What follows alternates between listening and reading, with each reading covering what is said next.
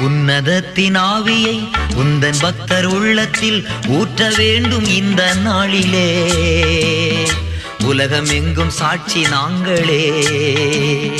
உன்னதத்தின் ஆவியை உந்தன் பக்தர் உள்ளத்தில் ஊற்ற வேண்டும் இந்த நாளிலே.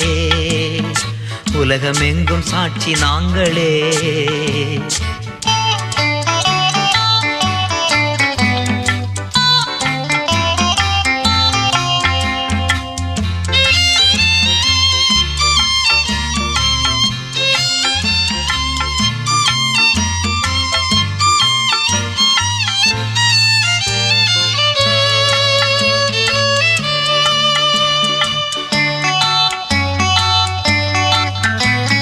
பெந்தெகோஸ்தே பெருவிழாவிலே பெருமழை போல் ஆவி ஊற்றினீ.